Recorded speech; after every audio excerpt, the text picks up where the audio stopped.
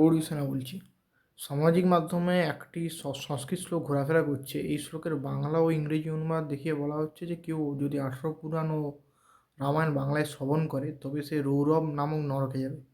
এর মাধ্যমে প্রমাণ করার চেষ্টা চলছে যে হিন্দু ধর্ম বাংলা বিরোধী ছিল। এবার আসি মূল বিষয়। শ্লোকটির ভাষাগত বিশ্লেষণে ব্যাকরণগত ভুল চোখে পড়েনি।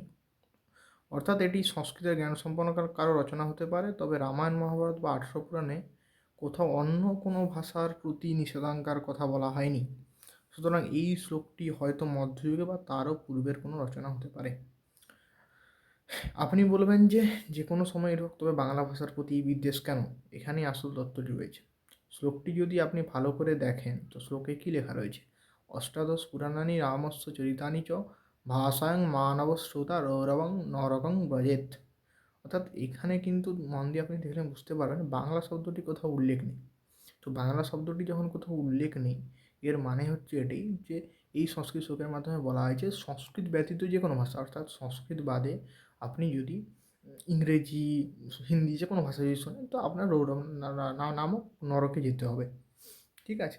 তো এখানে শুধু সংস্কৃতের কথাই বলা হয়েছে, মানে শুধু সংস্কৃতই শুনতে হবে। এবার আসা যাক যে শ্লোকটির কোনো প্রামাণ্য উৎস নেই। এটি দীনেশচন্দ্র সেন সম্ভবত কোট করেছিলেন, কিন্তু উনিও কোনো উৎস দেননি এবং পরবর্তীকালে আমরাও আমাদের তরফ থেকে যে খোঁজাখুঁজি করেছি, আমরাও কোনো হিন্দু ধর্ম বইতে কোনো কোট পাইনি। এবং তার থেকেও বড় কথা, আমাদের যারা প্রামাণ্য আচার্য রয়েছেন, সে রামানুজাচার্য হোক কিংবা শঙ্করাচার্যের মতো আচার্য যারা হন, কিংবা বাংলার প্রসিদ্ধ পঞ্চানন তর্করত্ন হন, কি রঘুনন্দন স্মার্ত রঘুনন্দন হন, ইনারা কেউই এই ধরনের নিষেধাজ্ঞার কথা বলে দিয়ে যাননি। ঠিক আছে?